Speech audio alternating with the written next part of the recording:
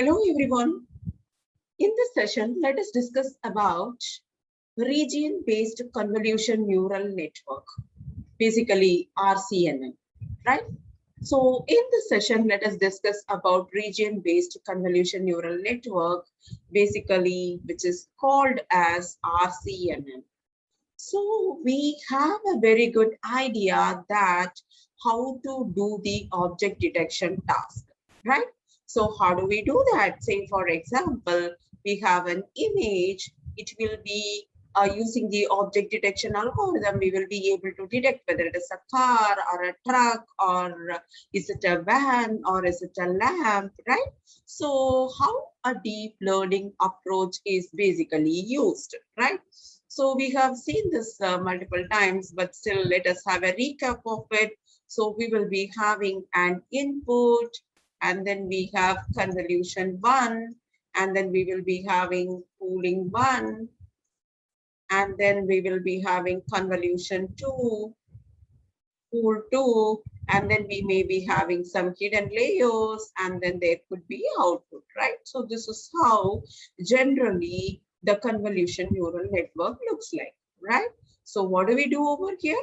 We pass an image to the network, and then it is sent through various convolutions and to the pooling layers, right? So finally what we get? We get the output in the form of the object class, right? So for each input image, we get a corresponding class as the output, right? So what is happening here?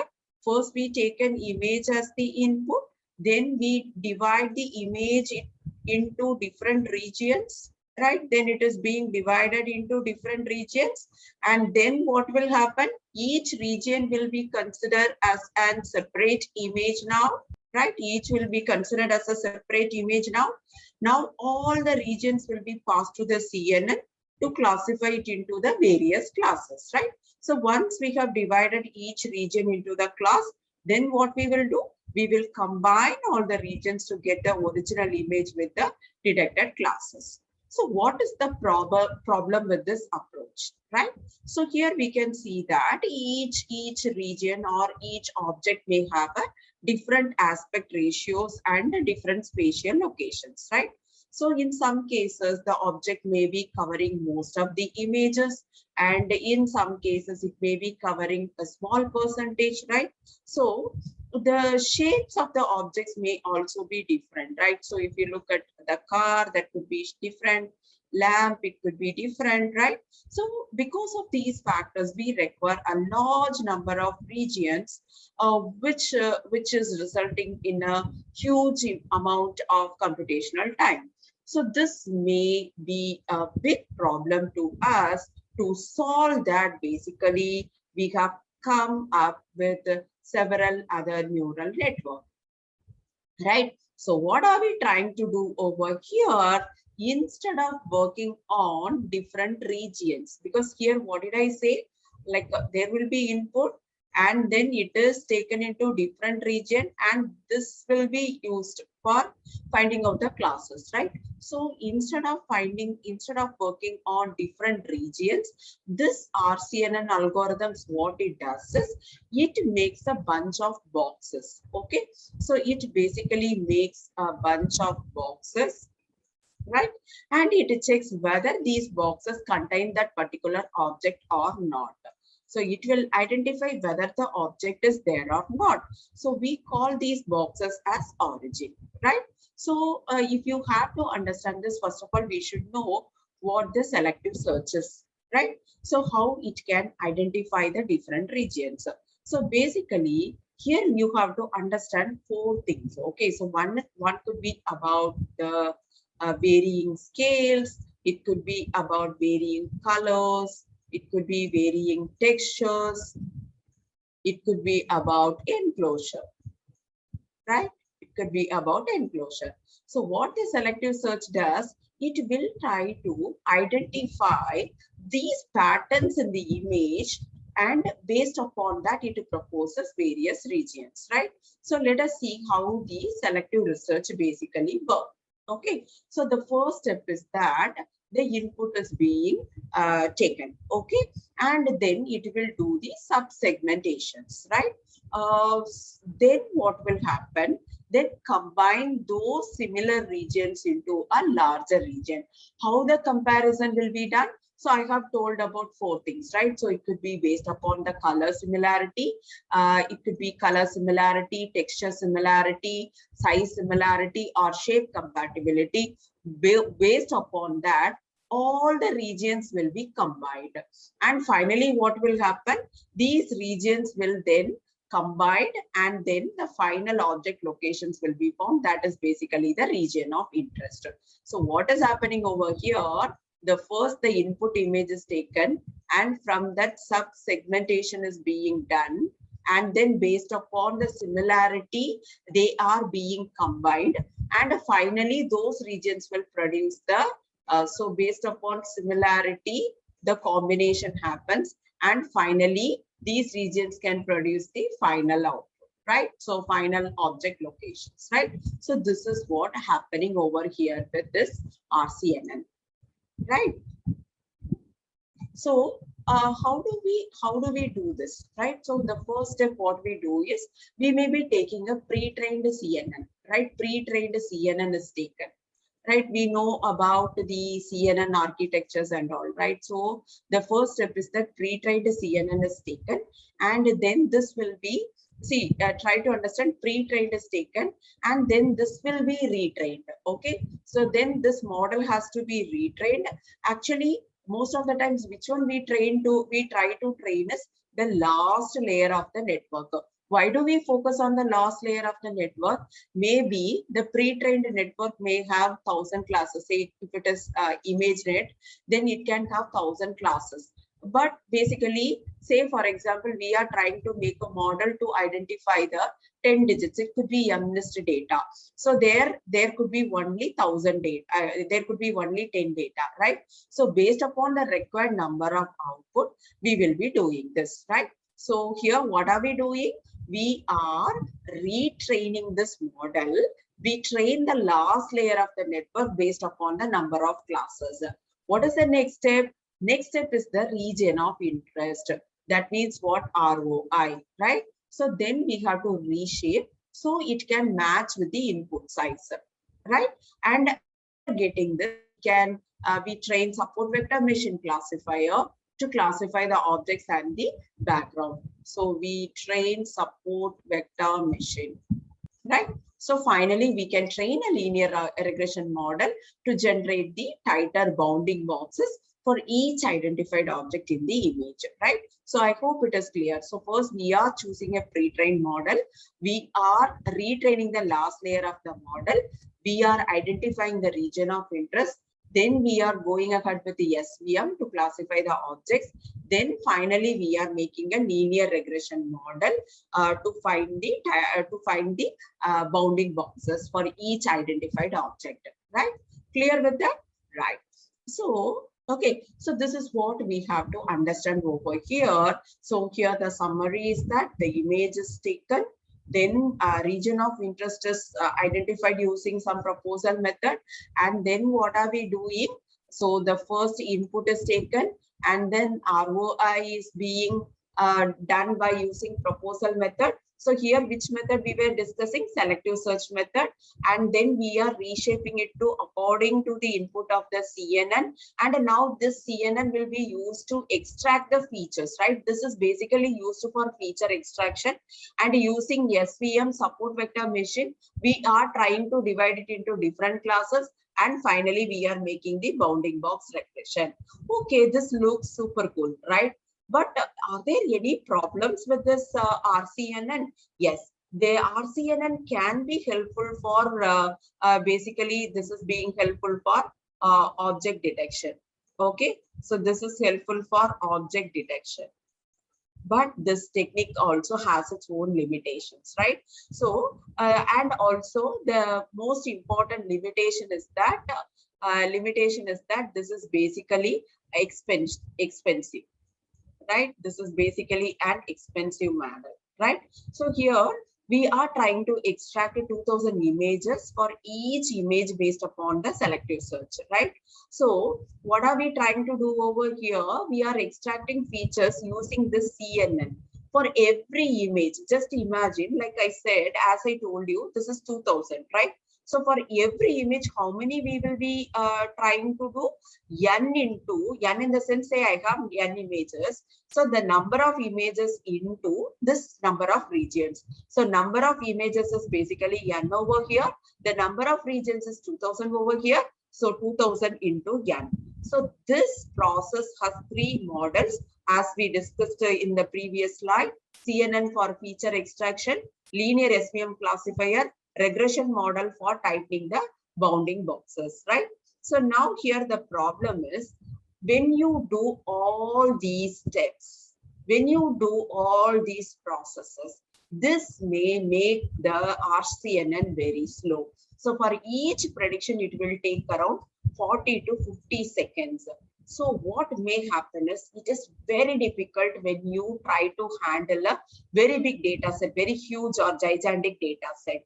So there comes the another another method which is called as fast Rcnn, right? So what was the problem with the Rcnn? What we encountered the problem, actually the time was too much, right? It was taking more time, right? So how to reduce the time taken by the Rcnn algorithm? So here what we already found, if there are a n number of images, it will be finding 2000 regions, right? So this is what we have discussed. So instead of running CNN 2000 times per image, we can run it just once per image and we can get all the region of interest, right? So that is why the author actually Girshik, okay?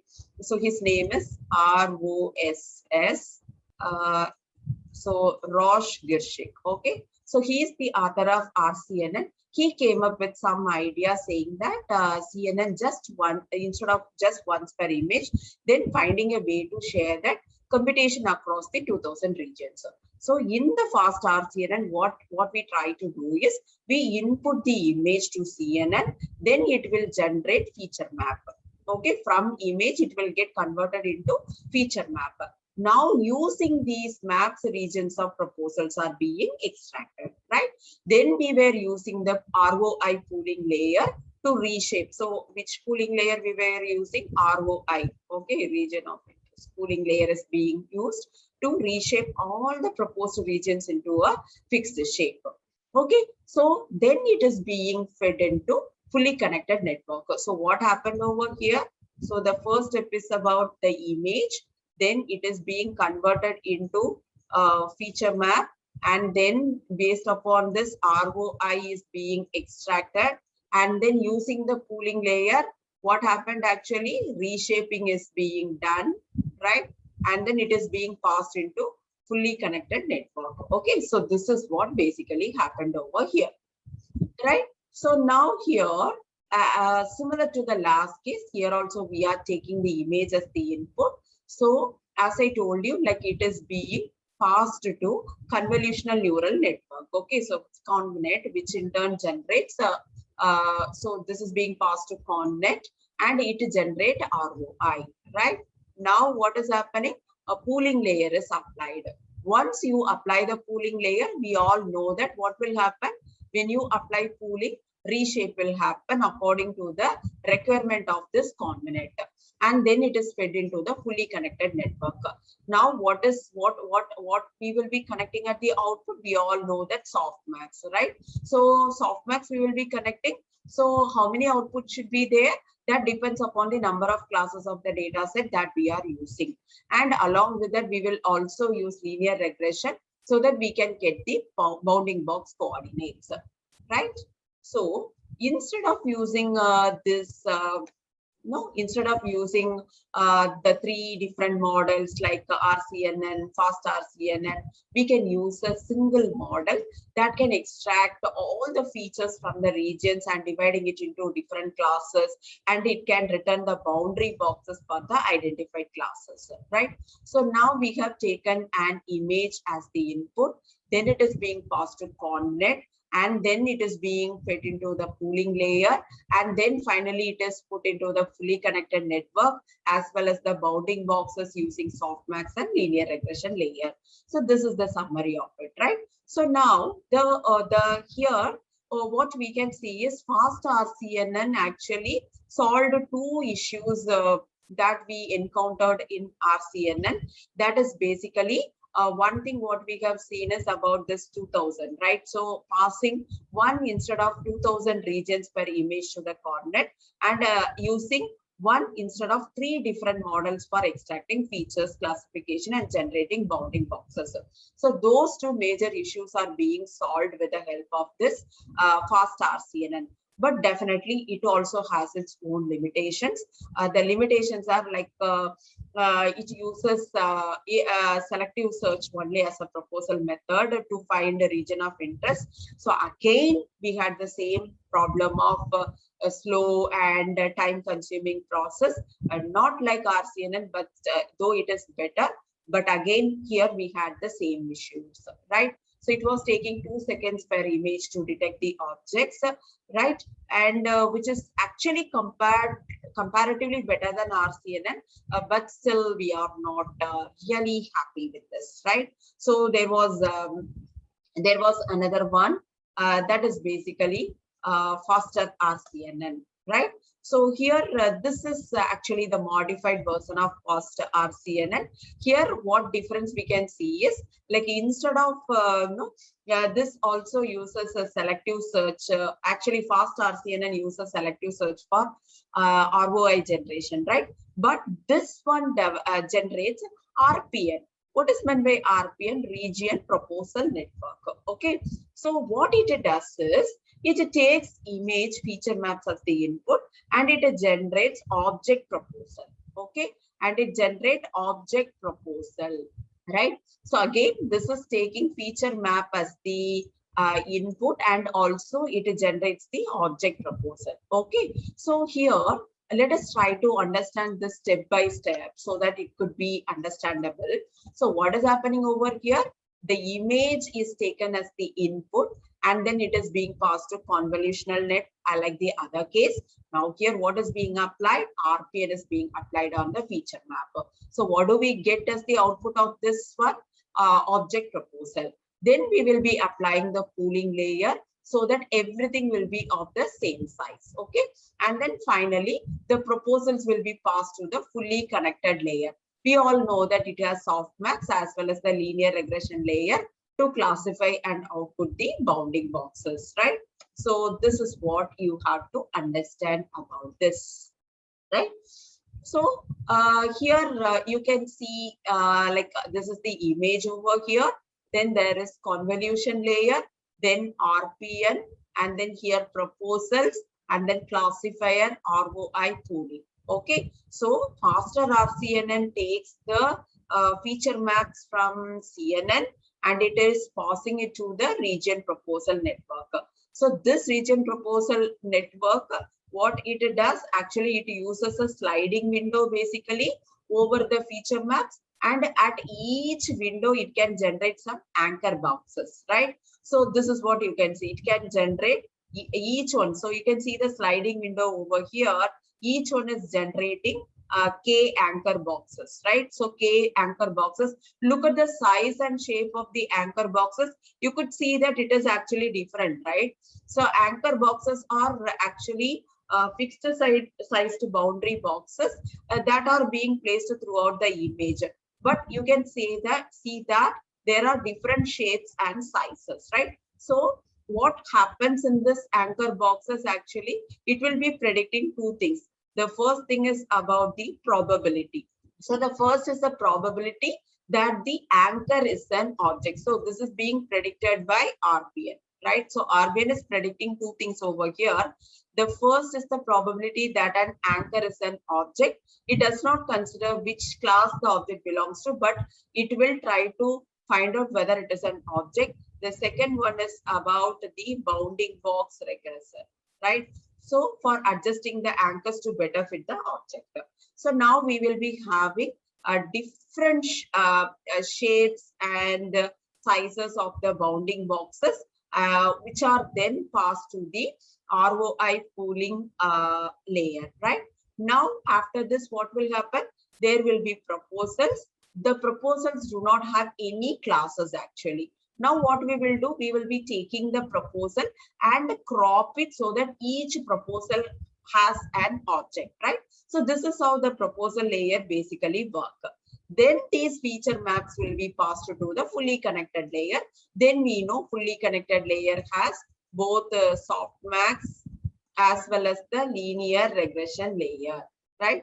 Now let us try to understand, okay, are we happy with the faster RCNN, right? So as usual, all the object detection algorithm are trying to identify the object. Actually, what is happening here? The network does not look at the complete image of the image in one go, but what it is doing, it is focusing on part of the image sequentially, right? So here there will be some complications, like the algorithm requires many passes through a single image to extract all the objects. That is what I said, right? So when you take a single image, it is taking different region, and this is how it is being working. And since there are different systems working one after the another, the performance also further depends upon the performance of the previous system, basically, right? So this is what we should know.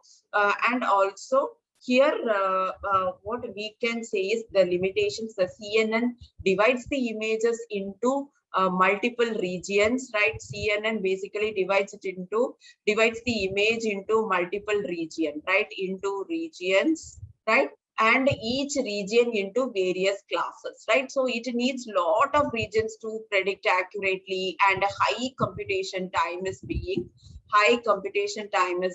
required, right?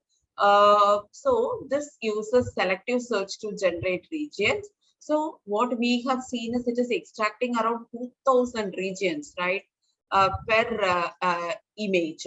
So 40 to 50 seconds it is taking for each region. Then it has to be passed to CNN. Then you has to use 3 different models for making predictions. You got my point. So fast RCNN, each image is passed only once to the CNN, and the feature maps are extracted. So here also selective search is used on the maps to generate the predictions, right?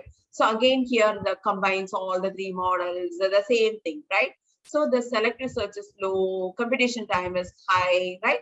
So the one good thing about faster RCN is it is replacing the selective search method with RPN, which is making it much faster, 0.2 seconds. But object proposal takes time, and there are different systems working one after the other. So the performance of the system depends on how the previous system has performed, right? So hope this is clear to you about RCNN. We have discussed what is RCNN, what is fast RCNN, what is faster RCNN, right? And also we have discussed about the limitations in RCNN, fast RCNN and faster RCNN, right? So hope this is clear to you. So in this session, we had discussed about RCNN, fast RCNN, faster RCNN, right? So hope this is clear to you. Let us make it very clear, because this you should have a sound understanding about it, because you can expect a lot of questions related to this in the interview, right? So hope it is clear to you. Thank you.